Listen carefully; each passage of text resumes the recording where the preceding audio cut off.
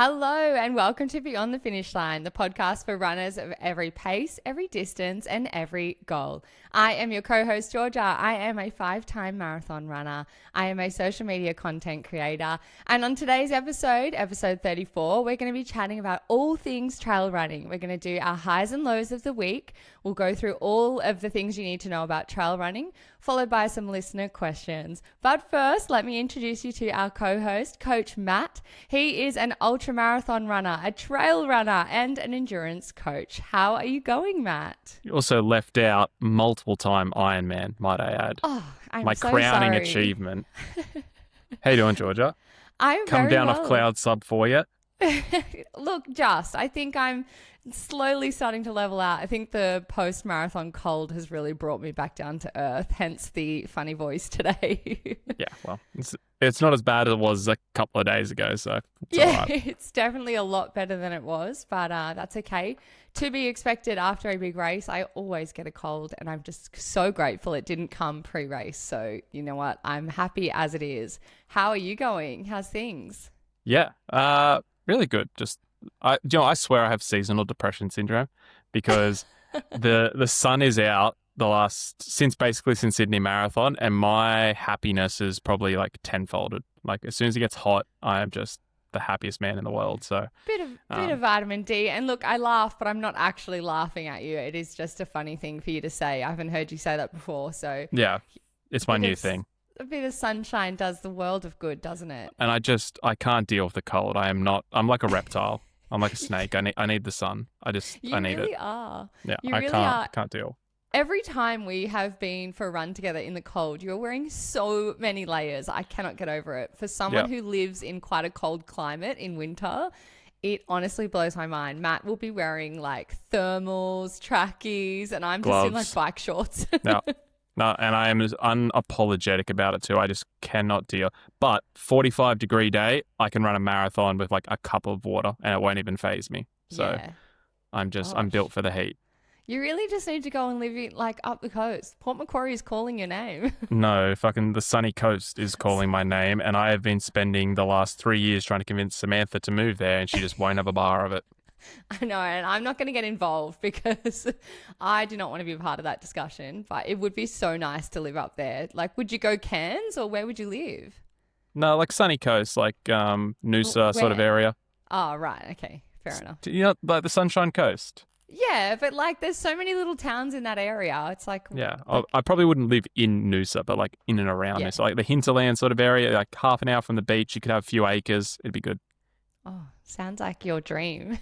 Legit. So I'm working on it. So if I just go missing for a while, I've migrated north. Packed up and moved.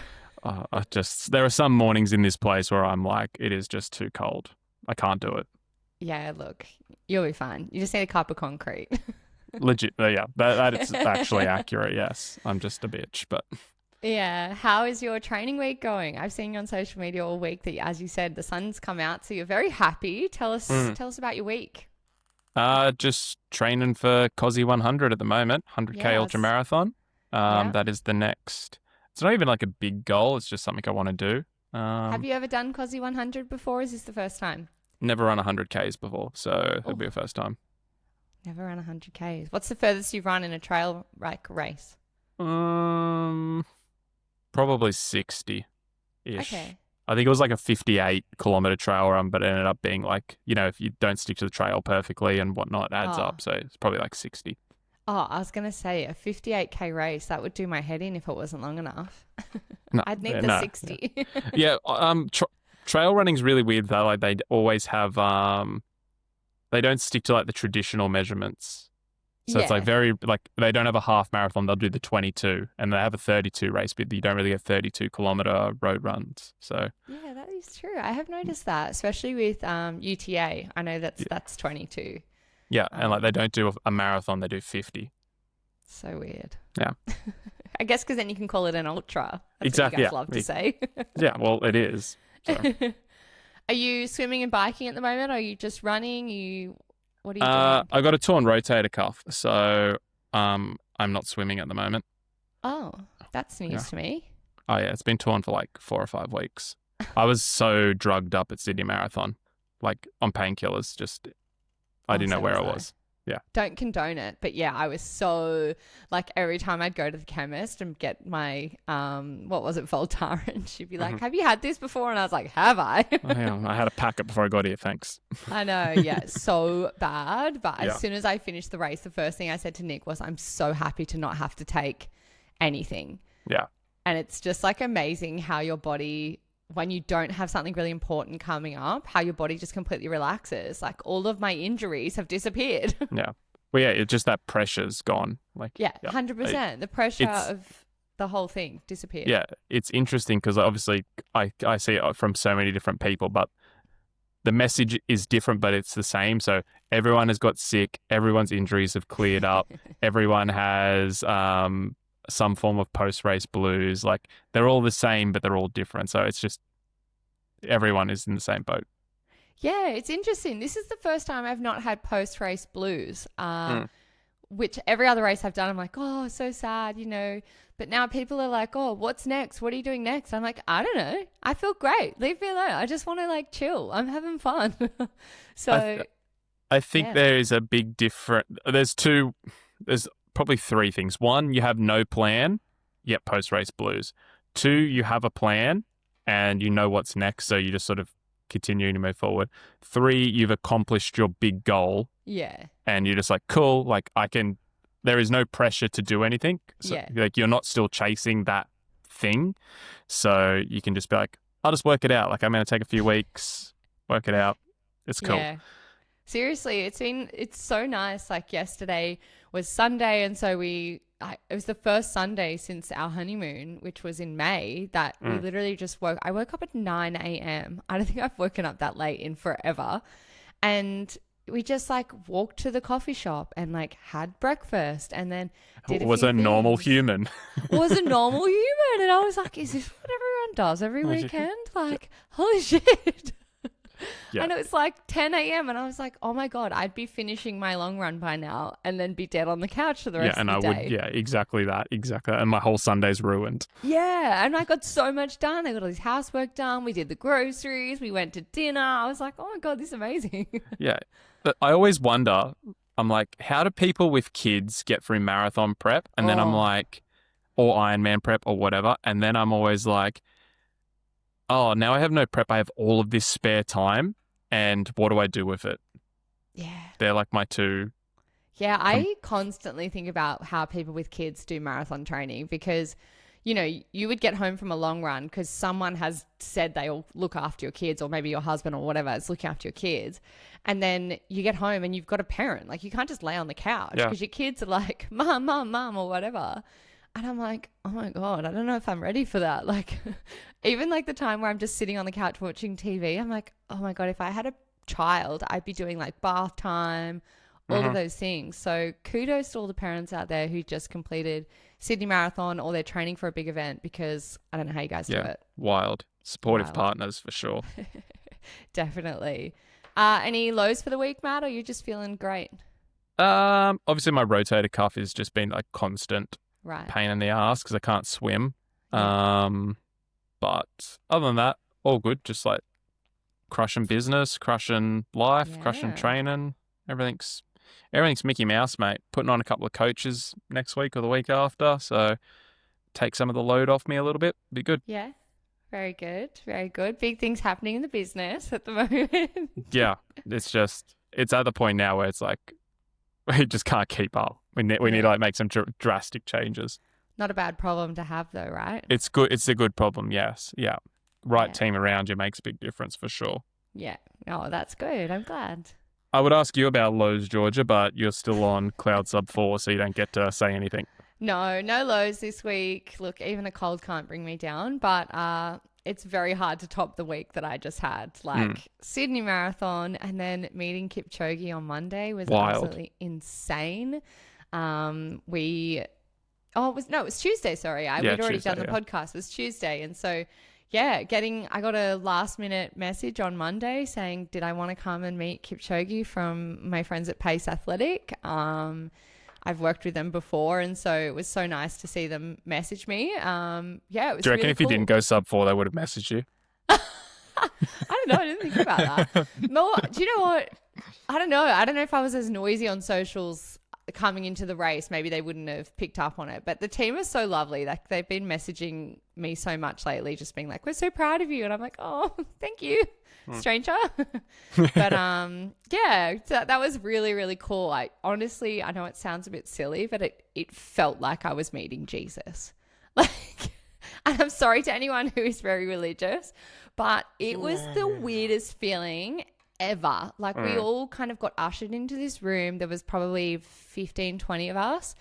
And it was basically the Coros Australia team, the Pace Athletic team, a couple of their managers, a couple of elite Australian athletes, and then that was it. And myself and a couple of people from socials, and that was it. And so we all got ushered into this room. We sat down. We're all sitting there quiet.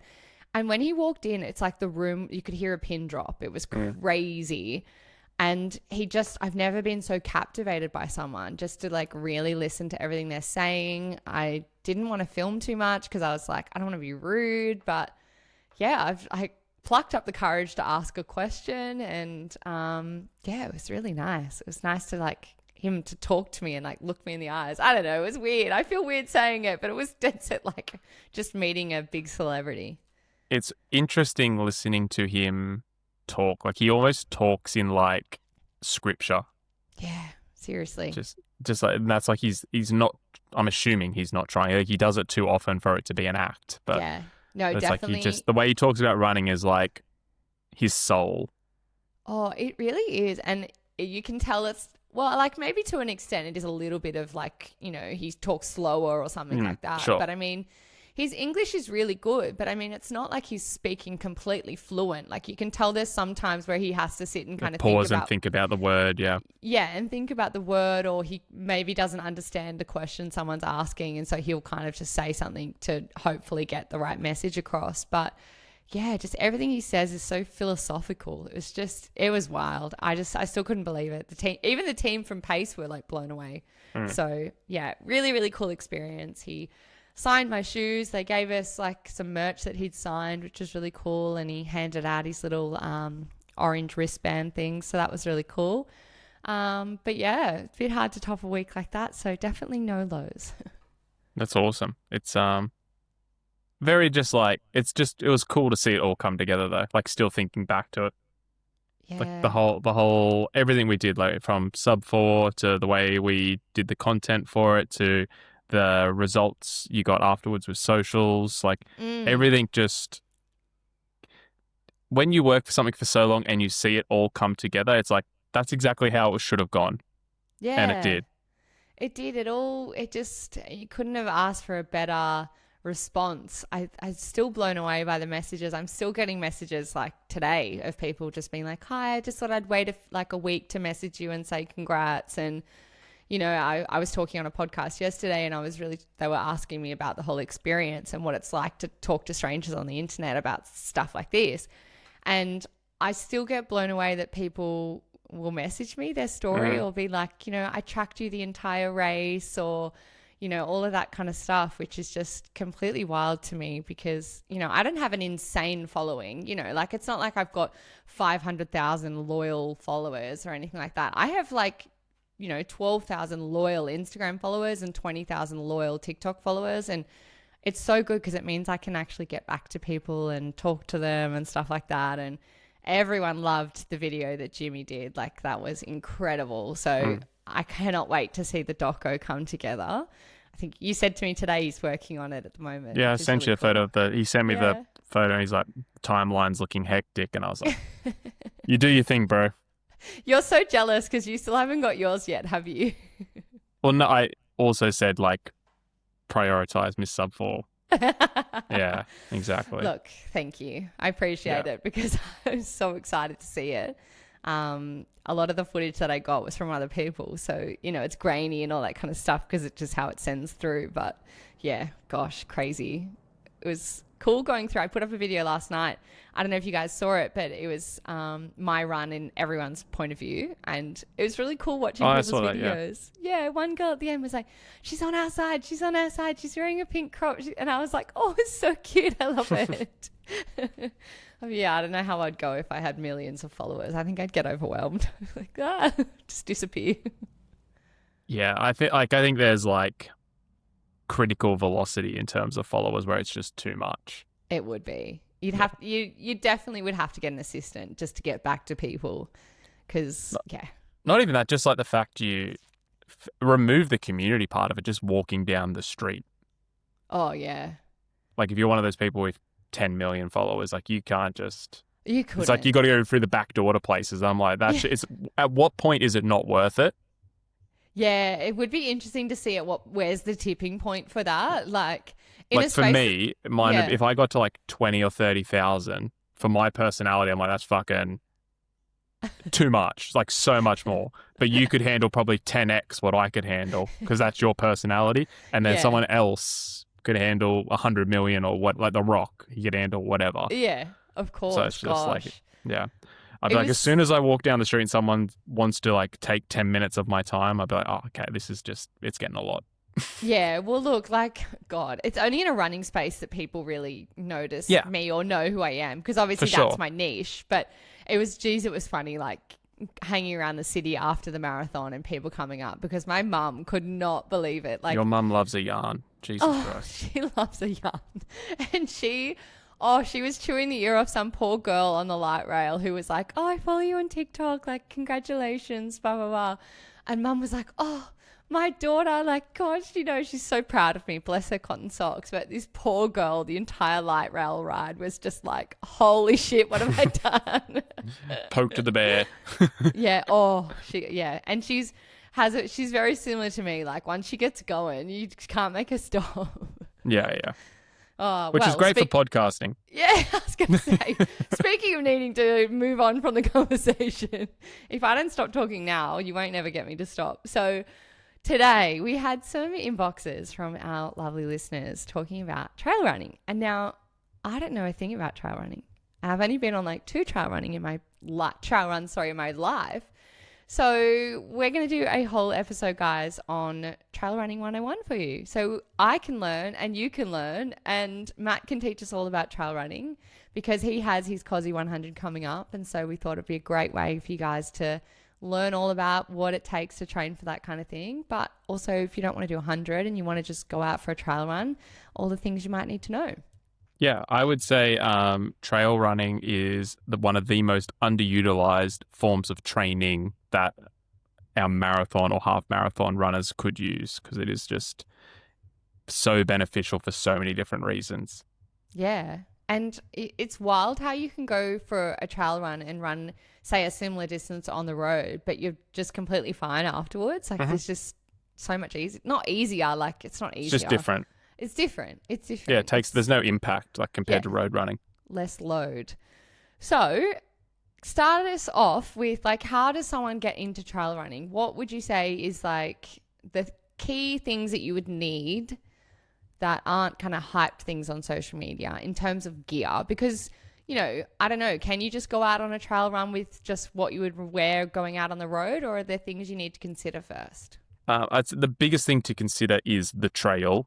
So you can, for anyone just starting out, just stick to like a fire road. So if you're going to like a national park or whatever, there would be like it'd just be a dirt road, like that they would drive fire trucks down if there was a bushfire. That's why it's called a fire trail. Some people don't know. No, it's funny. Go on. So yeah, I would just stick to that. Understand like what you're getting into. If you were just running down a fire trail, you can wear your Nova Blasts, your New Balance, whatever. They'll be dirty afterwards, obviously, but you'll be fine. Yeah.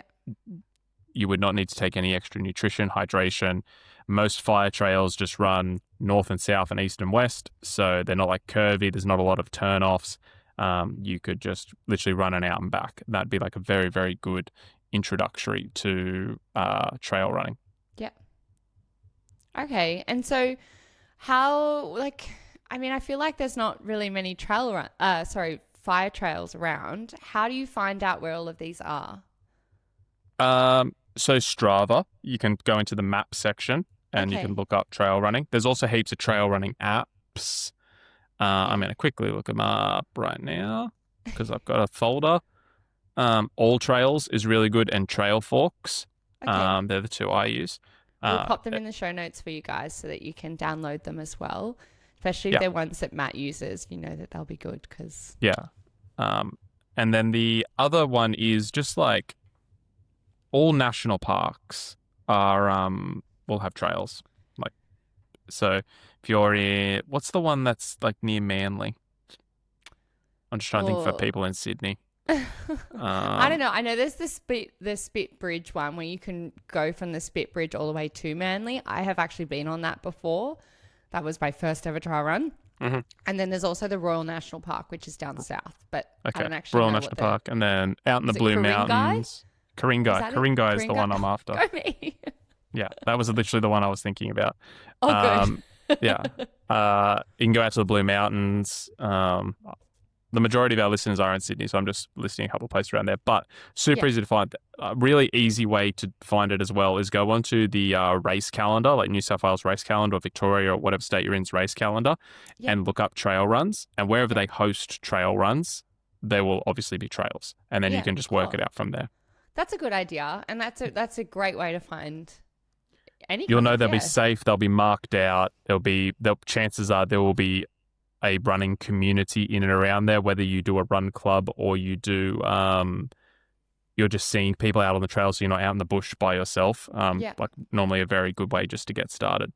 Okay, cool. So we've got the couple of apps. You can jump over to Strava, have a look at, I do that sometimes for roads, like trying to find different places to run. I did that in Bali. That was a really good thing. Yeah, so exact same. Just flick it to trail. Flick it to trail, and that'll come up with different ones in the area. Yeah? Okay, cool. And so that's kind of if you're wanting to do very basic trail running trails, whether they're the fire trails like you mentioned or just some ones that are local. With those, you can kind of just wear your normal stuff. If we are jumping into a little bit more serious trail running, like say the Blue Mountains or the Royal National Park, things like that, they're a little bit more remote. What is some things that people should think about investing in if they're serious about doing trail running? If you're serious about doing trail running. Well, not serious like you. Let's just but like, serious about it. Like you're going to go maybe once or twice a month. You're not going to be doing it once a year, you know. Definitely trail running shoes. Yeah. So they are honestly, they are the same as your normal running shoe. They just put a big whack of tread on the bottom and the gaps are a lot bigger so they can handle mud and grip. So you can buy they wouldn't call it a Nova Blast trail shoe, but it is just a Nova Blast with a big, almost like a boot tread on it. Have you got any favorites? I'm rocking the Hoka Challenger at the moment. Yeah. Very good. For a entry level, I bought that for when I first started doing trail running because a lot of padding and a lot of grip. I've had it a couple of years now, flogged the absolute piss out of it, and it is... Thank you. No worries, mate. If we're talking about trail gear, you want to be able to flog it. And it's still almost brand new. It is such a good shoe. I would say it's just a little bit heavy. So I'm probably, when I go to race, I'm going to probably get the Speed Goats, which I'm very excited just about the name. The Hoka Speed Goats. Legit. Yeah. So just to get almost like your daily trainer version, but with a lot of grip. That's what you want. Just heaps of padding, heaps of grip. And I guess if you have a favorite brand, a lot of the brands will do trail shoes as well. Like I know Asics do trail shoes, so you could. I'm pretty sure all the big brands do, other than New Balance. Okay, well there you go. Off the top of my head, New Balance might have changed that, but I'm a New Balance fan. I couldn't find a New Balance trail shoe. Okay, cool. Yeah, because I guess you could go to the team and just be like, hey, I currently rock a Nova Blast 5 and a Super Blast. What would you recommend? And they will steer in the right direction. 100%. I have a pair of Solomon's really shoes. good. Yep. Yes, and I really like those. They have the little thing on top that's like a pull tie instead of regular laces. I've only worn them a few times. I was gifted them by Rebel Sport, but I do like if we are going out on the trail, I do like knowing that I've got a proper pair of shoes that have really good support, because I feel like some of the that's really probably the other big thing is that they're a little bit thicker around the ankles. So if you land on a bit of uneven ground and you have ankle twists or pivots a little bit, you won't roll it. Yeah, and that would be my biggest fear going out on the trails is rolling an ankle, because I'm just so accident prone. I feel like that would be something I would do, would be like stack it. So I think the stability and stuff and that kind of stuff is definitely what I would want, you know, in a shoe. But you're loving your Hokas, so at least there's that. Yeah, You also- Hoka's probably the biggest shoe in Hoka and Solomon are probably the two biggest in trail at the moment. Like Hoka sponsor all the world championships and everything. Yes, I've noticed that. I've definitely noticed that. That's super cool. What else would you say? What about a vest? Like, do you think that's necessary? Yeah, that's definitely the next one. Something to keep into consideration. Like some people might go, I'm just going to go run 10Ks. And let's say you're a 6 minute per kilometer runner on the road. So just for make that easy, that's an hour. Like if you just go around Centennial Park or down the road or whatever. If you're running a trail, that could easily blow out to 90 minutes to 2 hours. So a running vest is something just for running vest and running flask. So soft flask, you would have seen Georgia run with a very similar one, just having some electrolytes or some water with you, because that even if you're only going for 10K, 12K, the time can get away from you because you're just not running the same paces, dealing with elevation, downhills, sometimes single track. We'll get into that a bit later. But yeah, it's good to have running vest and just a couple of running flasks. Okay, cool. Is there like, I guess, you know, you're just talking about being out on a trail and stuff and taking water. Do you have to worry about like what if something happens and you need to take essentials out there with you, like first aid? Do you ever have to take that, or you kind of know the areas you run in so you don't take it?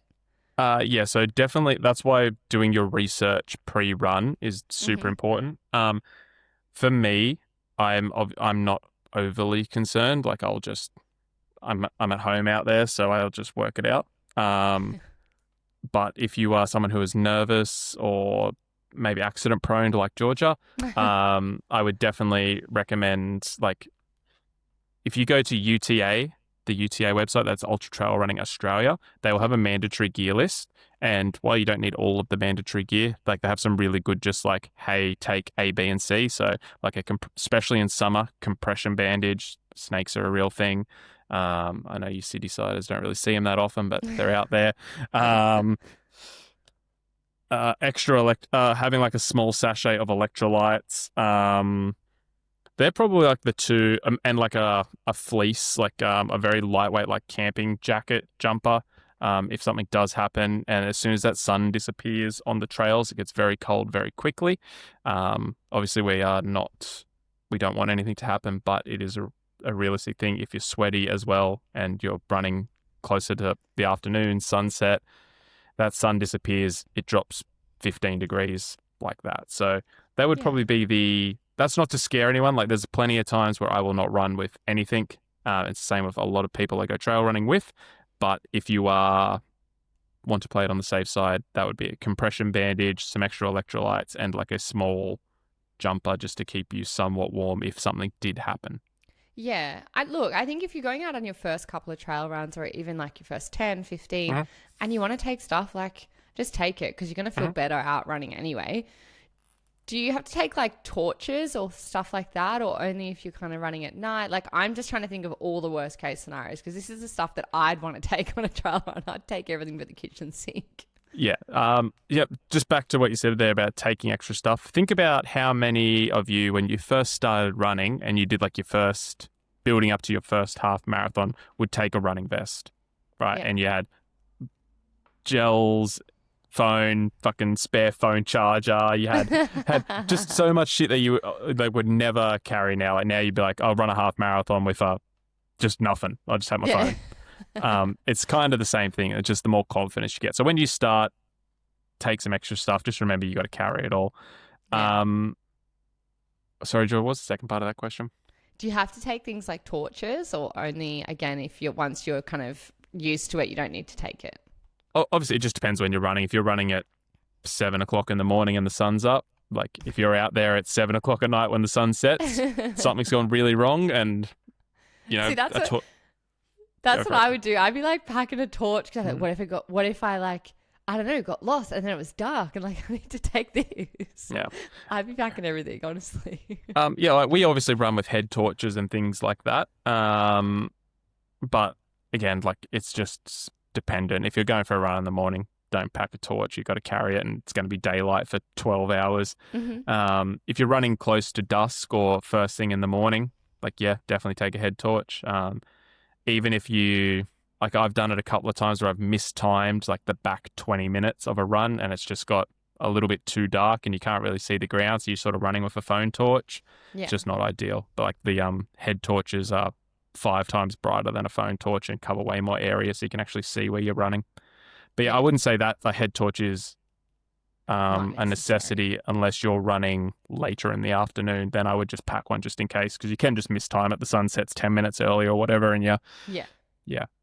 That's a good one. Okay, cool. And sometimes I see people running with poles. Tell me about poles. What Definitely not essential. Definitely, I don't own a pair of poles. Okay. I will have a pair of poles for 100K. Poles are interesting like the use of them, because some people will use them from the moment the gun goes to start the race, and then some people will not pull them out until kilometer 98 of a 100-kilometer race, where their legs are just buckled and they're literally just leaning on them to get them through. Okay. So yeah, like, what's the use of a pole? Is it just when you're going uphill, or do you need them when you're just exhausted? That is the primary use, is to help you get uphill. So just think about it as a leverage point, put it in, leaning on it, pull you up the hill, take a little bit of load off your legs. You see a lot of people when they get a little bit more tired running on the flats with them, but I would say for our audience, if you're doing anything under 50 Ks, poles, you'll be fine without them. Okay. Yeah. Cool. Well, I think that pretty much covers all of the gear. I really like what you said about going to the UTA website and just having a look at what they UTA suggest. mandatory gear. Yeah. So the reason that's everything I would have to carry for 100K, and then you could just go through and pick out what you feel is necessary. Obviously, they have insurance and stuff to cover. So, and I am potentially 25, 30 kilometers from help at certain points. So you will not be that far from help. Yeah, I think they probably have a mandatory gear for like the 22 that they do as well. Like, you could go to the UTA, that's, the one in the Blue It's the same Mountains, list. stuff like that. Oh, is it? Yeah. And they don't do mandatory gear for anything under 50. Oh, okay. Just because of the way the aid stations are set up. So, like, for example, I go 27 kilometers in between aid stations. Sorry? Yeah. Oh, my God.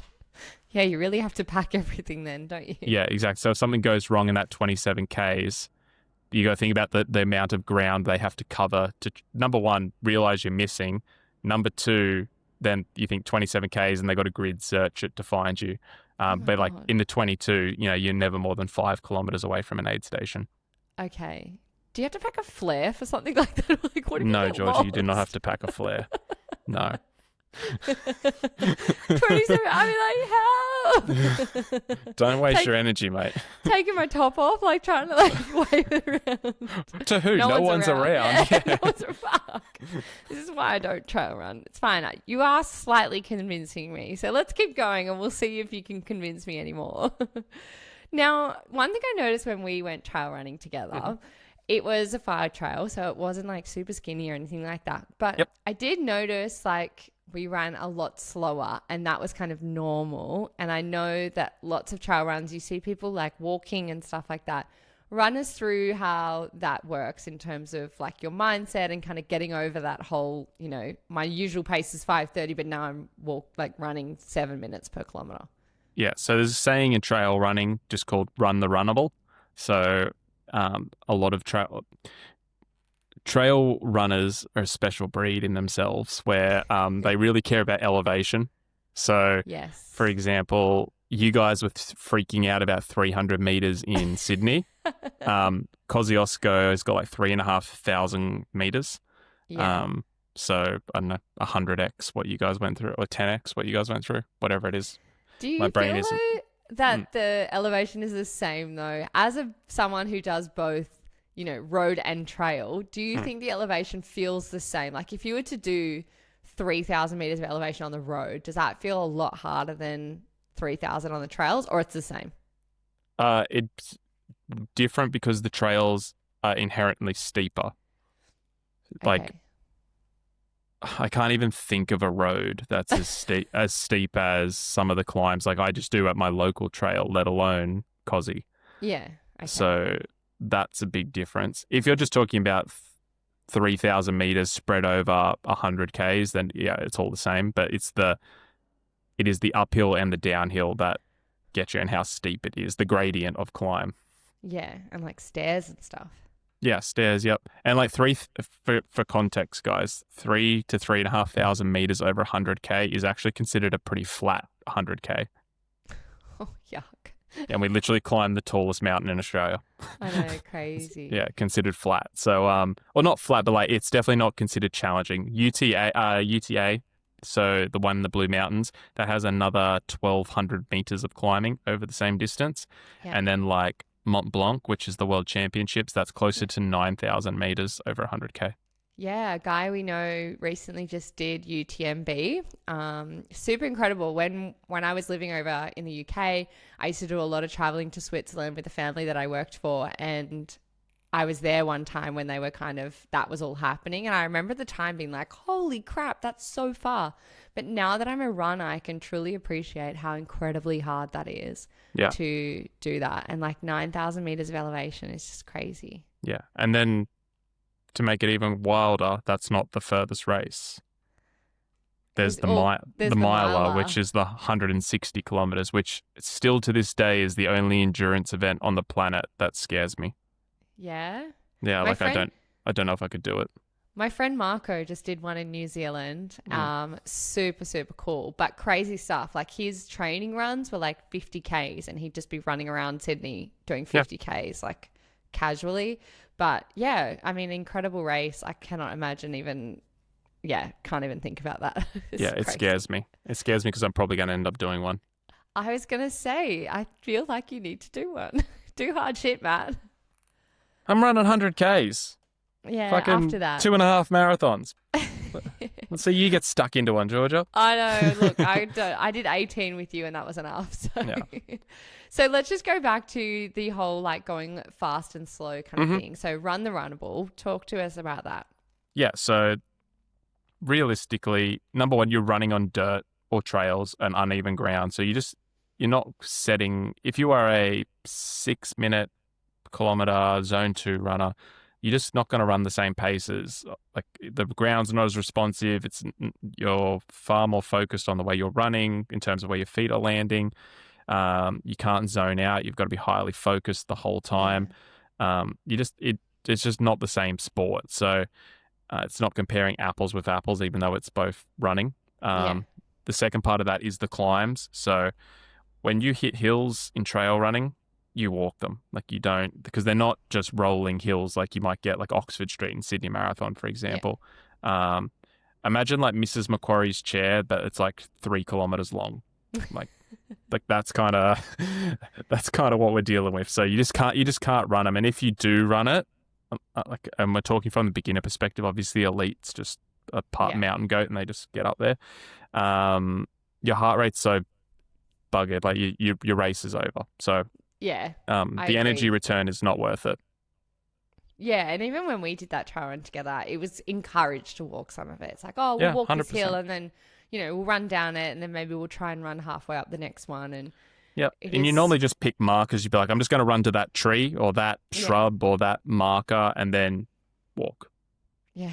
And then it's not like a leisurely walk. Like we're power hiking up them. You're not just going for a stroll in the bush, but you're getting after it. Yeah, Darren, especially if I'm running with you. Oh my God, you did not stop. I was like, can we walk a bit, please? Trail running's my thing, man. They're in my world. Yeah, I know. It is definitely a different sport. I like that because it truly is. Like, yes, you are both running, but it is completely different. Yeah, it's not comparable. Yeah, and as someone who loves running, I do not get anything from trail running. I feel like I'm too anxious the whole time because, as you said, you are constantly alert. And me, like, even when we did the run, I was slipping and I'd be like, oh my God, I nearly fell, like that. Yep. Ugh, no thanks. Sorry to all the trail runners out there. I'm not trying to offend you. I'm just personal preference. Yeah. Okay, cool. So then how do you transition kind of from the road to trails without getting injured? Is there stuff that you can be doing to kind of help you, or is it just a matter of just getting out there? So obviously strength training is the biggest one. So all runners should be doing strength training. If you are Yep. not doing strength training as a runner and then you try and trail run, you're going to learn today. Like those hills will just break you.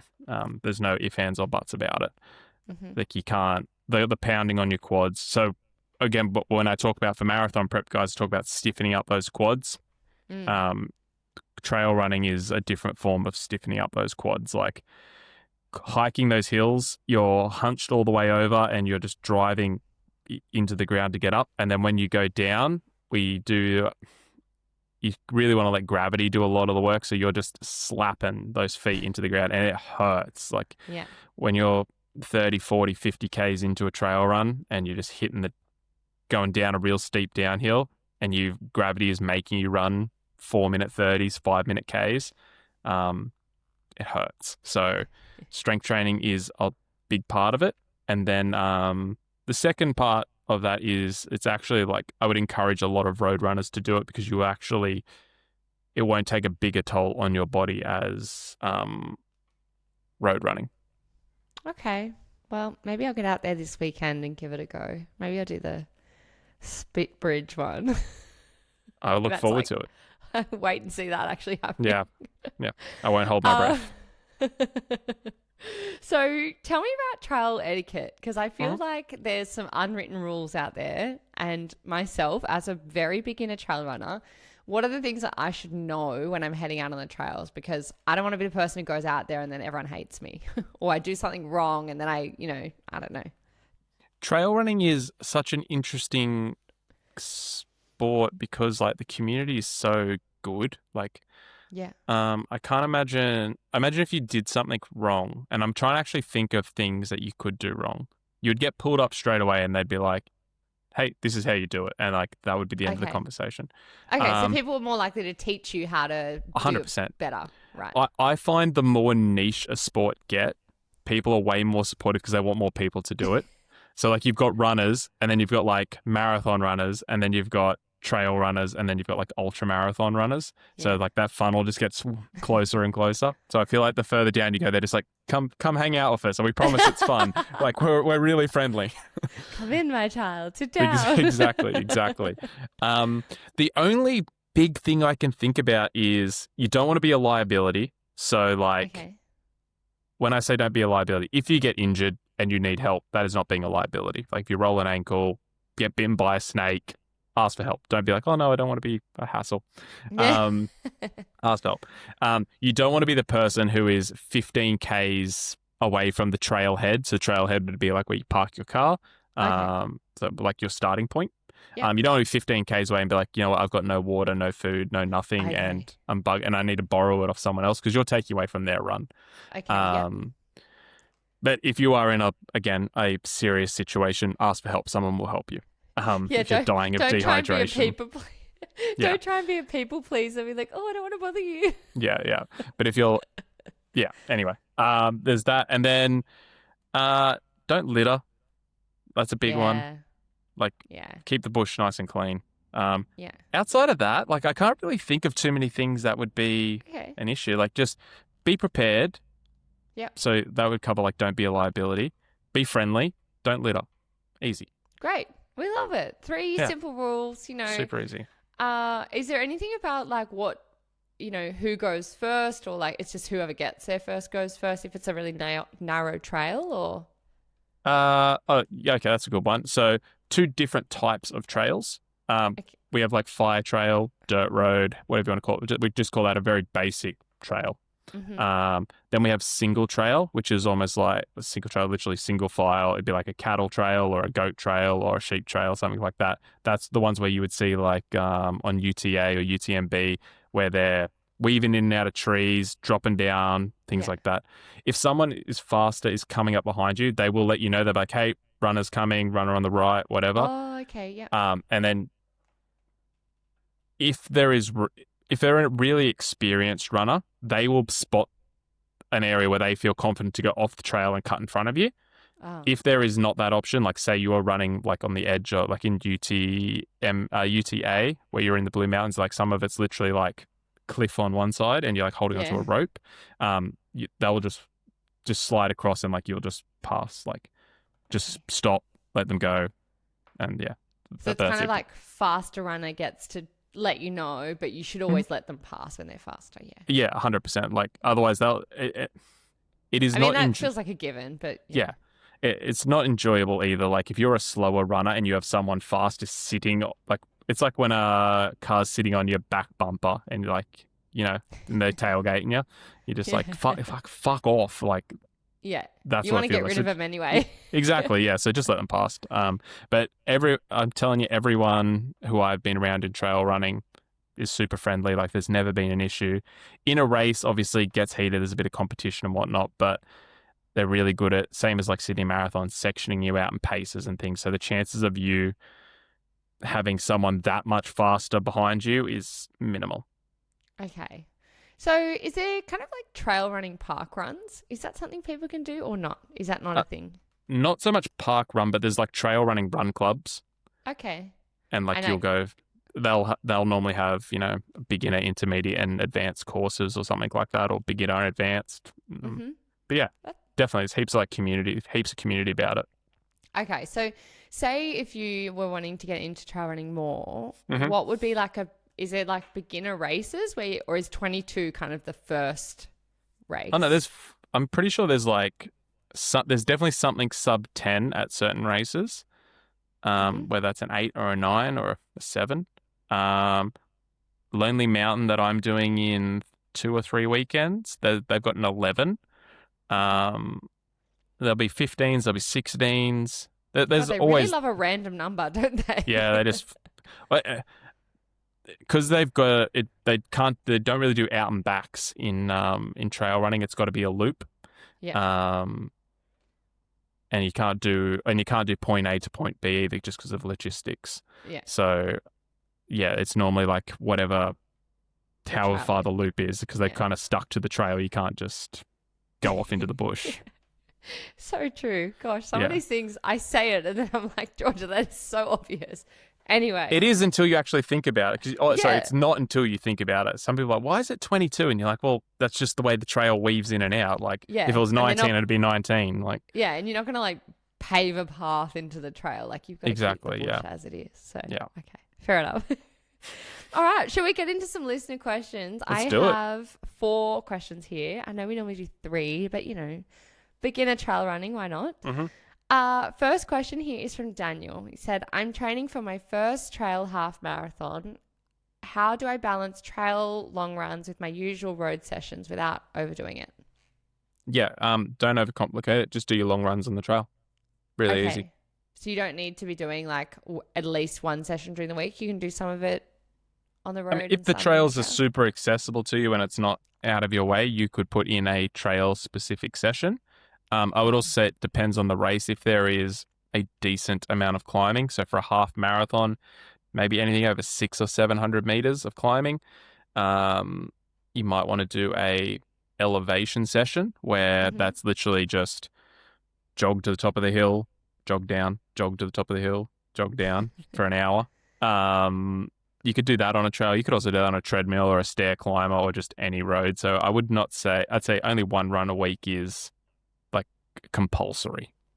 Wow. Okay. So it's pretty accessible. I mean, I didn't realize you could do quite a bit of it on the road or on a Stairmaster or something. Or a treadmill.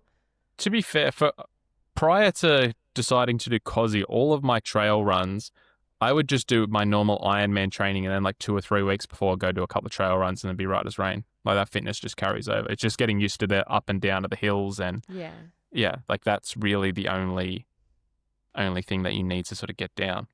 Okay, so your athletes who are doing, say, COSI or they're doing a different trail, or you're just asking them to go out on the trails once a week? Yep. As you get closer to, say, maybe like a 100K race, we might do 2 or 3 trail runs just because we're just trying to get sport specific. Yeah. But if you're doing, again, anything under 50, one good trail run a week got your long run right as rain. Pretty doable. All right. Amazing. So I have a question here from Priya. It says, I get really anxious about getting lost. Do you recommend any apps or watches or maps that I should have as a beginner runner? So those apps that we mentioned before, there's also GPX File. where Yep. you can go to Strava, Google Maps, anything, and you can click download, and it'll say download a GPX file. You can put the GPX file on that app. It's super, literally takes 30 seconds, very straightforward, and it'll work if there's no reception, no GPS signal, all that stuff. So it'll know where you are, and you just got to load it before you start running. Okay. It's also really, really important to do your prep pre-run. So know the trail, know where you're going, let someone know where you are going as well. Yeah. Have a clear turnaround point. So for beginners, I really recommend going out and coming back to the same point. Don't do like a point A to point B. So like just running from one side of Ku-ring-gai National Park to the other side, I would not recommend. Run to a halfway point that is like signposted or whatever, and then run back on the exact same trail. Garmin's have really good maps. I wouldn't recommend Apple Watch for trail running just because of the battery life. But if you're doing shorter ones, that would be fine. Yeah. Outside of that, I think that's everything. Okay. Is there a watch that you would recommend for trail running, or is it just make sure you, like, I know some of them have GPS and they work solar. I mean, my Garmin, I've just got a Garmin Forerunner, whatever, 934, whatever it is, 95 something. Has a 9 at the start. Maybe. I don't know. 945? It's got a 9 in it, guys. It's a Forerunner with a 9. Whatever. It's either a 4.5 or a 5.5 or recently a 6.5. They're the It's like a year old, so whatever. That okay. Thank you, Georgia. That works fine. Honestly, if you have I'd say put the GPX file on your phone. Way longer battery life, bigger screen. It remembers where you are. Yeah. You can sync it up with your Garmin as well, but if you do, honestly, guys, like I'll say this again, if you do your prep and you know the trail, and like they're not scary, that most of them are signposted, most of them are like are trying to encourage people to either bushwalk or trail run. Yeah. Bushwalking. If you look up bushwalking, most of those are trail runs as well. Yeah. Just Yeah. off the top of my head. That's a good one. No, that's really it just came to me then. Yeah, especially down in the Royal National Park, there's some amazing bushwalks down there, and you could definitely run them because some of them are even that like mesh graded stuff that's really good. So you can super, squishy. I actually take it back. Bushwalk. If you look up bushwalking and you're a beginner trail runner, that's the best thing that you could run on because they are encouraging you to go on those, and they're signposted, and normally all roads lead back to the same car park. So it doesn't matter where you go, what left or right you take, you'll end up in the same spot if you run long enough. Okay, do that first, guys. Yeah, do that first. But yeah, original thing was if you just do your prep, like there is very, very few situations where you would get lost, things would go wrong. Like it's a very straightforward sport. Cool, perfect. Hannah has asked, if trail running is all effort based, how do I know if I'm actually improving without my splits to compare?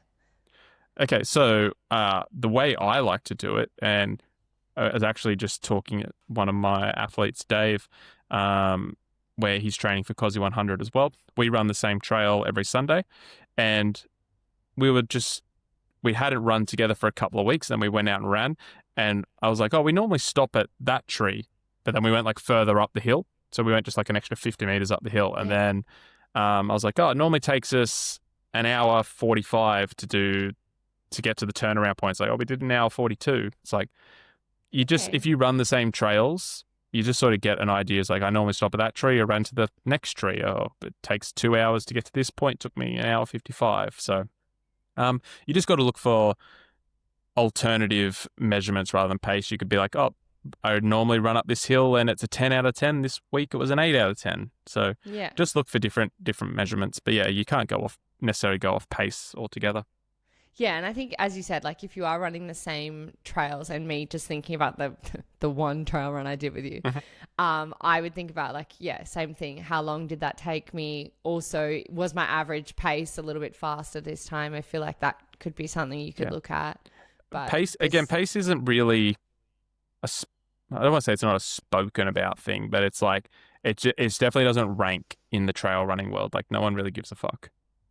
I guess because you're looking at the overall time, right? You're not necessarily looking at the average pace. Yeah. It's like, this run took me 15 hours. It's like, okay. Right. Yeah. Yeah, but maybe it's not trail running people who are kind of the shit people in that sport, because one of my friends did the 50 at UTA and she got roasted online about her time. People being like, oh, that was so slow. But I was like, I thought you guys don't talk about that.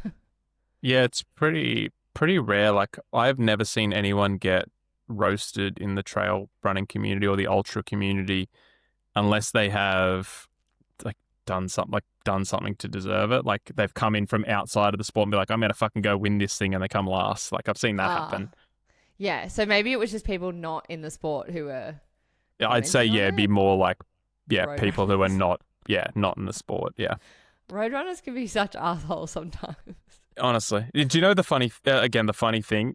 We were talking about this at Sydney Mara, me and Jimmy, because Jimmy and I are both triathletes, and we're like, God, the road running community is so much more supportive than the triathlete community. Oh, really? Like 100x. Oh no. So I have the triathlon podcast that I do, the full distance. And Dave and I were like, oh, it'd be so cool if one day we could do what we did beyond the finish line, do like a tri club meetup where we go for a ride or a swim or whatever. And I said to him, I was like, it'll never happen. Like, the community it does not work like that. Like, it's just nowhere near as supportive. Everyone's a bit of a type A personality, a bit of they don't want help from anyone. It's just it's a really weird community. They're all like me, basically. But then when we look at the road running community, we're like, God, it's such a good community. And then you look at it and you're like, nah, some of them are absolute pricks. And then you go down again and you're like, trail running community is awesome. So it's just funny. Yeah, I do a run club with they're kind of cyclists, I guess, but then they started a running club. So then it's a little bit like a tri community. A lot of them do triathlons and stuff. And they're all lovely, but I can imagine that I've spoken to a few triathletes and I'm like, you're not people that I'm friends with. It's like, you're a bit of a dick. Yeah. And I feel like the community can be like that sometimes. It is slowly changing with like how popular running clubs have come on like social media. So like you are getting those people coming into triathlon doing their first, and they're almost like the road runners coming across, and they're like, hey, this is how we do things over here, and we're bringing it to triathlon. And then all the old triathletes are like, I fucking hate this. Yeah. It's funny. Do you know what reminded me before? You were talking about how, trail runners always want people to come into the sport. And I'm like, I feel like old school runners, unless they're like really kind to like compassionate old school runners, a lot of them are like, we don't want more runners. There's too many runners. That's what triathletes are like. Yeah. Yeah. They're just like, get out of my sport. You don't know what it took to get here. Blah, blah, blah. Yeah. Oh, God. Yeah, fuck off, idiot. Don't get me started. Most people are very lovely. Don't get me wrong. 99%. There's just those real old school people, like even people who go to the track. Like, I feel like track runners, again, they just don't want a bar of new people because they don't want change and they don't want more people at their track. And not for me. Yeah. Anyway. No, people don't like change, but it is what it is. It is what it is. Get over it. Last question here we have from Emily. It says, how can I train for a trail race if I live in the city and I only have access to flat paths most of the week? Okay, so the first one I would say is you've got to decide what race you're going to do. So if you just want to do trail running for a sport but you can't get to trails, that's kind of a rock and a hard place. Like, not a lot we can do about that. I can't help there. But in terms of preparing for a race, it would be making sure you get that climbing in. So you can do that either on a really, really steep hill, treadmill, stair climber. We just call them elevation sessions. And it's just, you could start at 30 minutes, but most of my guys do 60. And it's literally go up the hill, go down the hill, go up the hill, go down the hill. And you just got to get your legs used to climbing. The steeper the hill, the better. You set yourself an elevation target. So first one might be 200 or 300 meters of climbing. Next one, 300 to 500. One after that, 500 to 600. And then you could start increasing duration, etc. But if you cannot get to trails and there is climbing in your trail, if it's an all flat trail run, it's all transferable. You're just going to run a bit slower than you do on the road. But if it's like a proper trail run with climbing, just making sure you get used to climbing. Yeah. And if you're from Sydney, a bit of a niche one, but in Centennial Park, if you're really struggling to get to the trails very often, there are actually parts of Centennial that are trail. So you can run the perimeter of Centennial, and there's actually quite a bit of bush that people probably never notice is there. But I notice a lot of trail runners will do that, say midweek, if they want to get in an extra trail running session, just to get your feet and your ankles used to the different terrain. Obviously when you're running on the road, your ankles aren't moving heaps, but whereas on the trail, like I feel like you'd need that left and right. What's that called? Like that ankle mobility. Dexterity. Yes, thank you.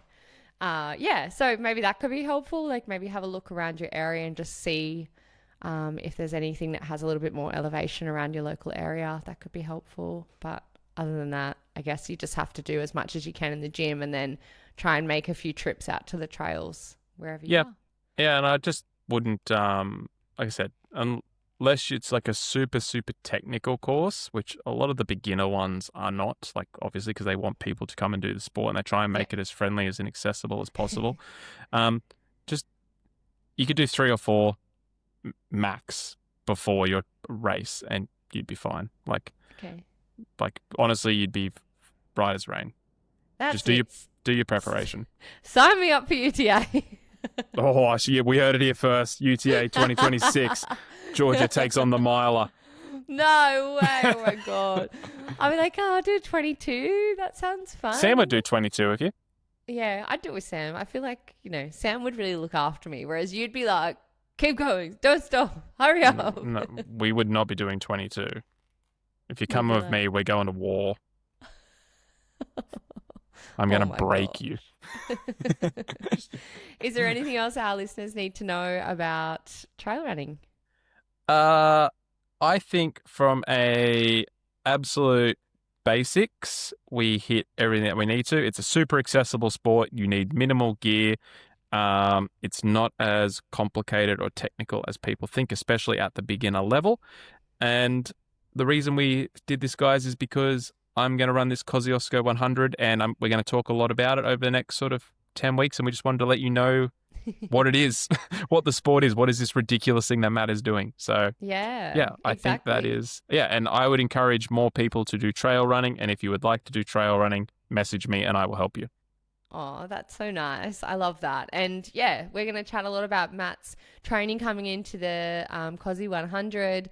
We, lots of the athletes at the Performance Project are doing, some trail runs coming up. So we've got plenty of case studies, plenty of people asking questions. So we'll help you guys out with that as well, because we don't want to just talk about road running. There's other running sports. I also think like while you're not in hardcore marathon prep, it is good to explore the other options that we have in this sport. Like, yes, 100%. It's all running, but it's not all running. It's all different. So, I think it's good to open your horizons to, other options and opportunities.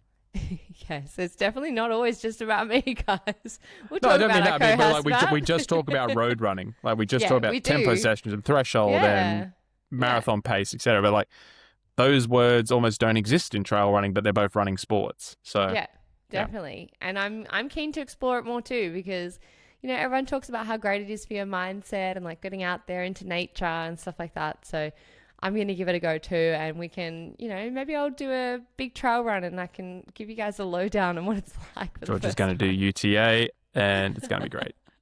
UTA, Ironman 70.3, like, geez, it's all happening. Guys, that was a verbal confirmation. I'm going to clip this and pin it to the top of Beyond the Finish Line's Instagram. And until George has to give me the login to the Instagram. But until she does it, it will remain pinned there. It'll remain pinned. All right. Awesome, guys. Make sure you are following us over on Instagram at beyondthefinishline_pod, as well as over on wherever you get your podcast. Make sure you're following us, liking, subscribing, downloading, doing all the things so that our episodes land in your feed as soon as they are live. Thank you so much for listening. This was episode 34. Hey, Rick. Bye.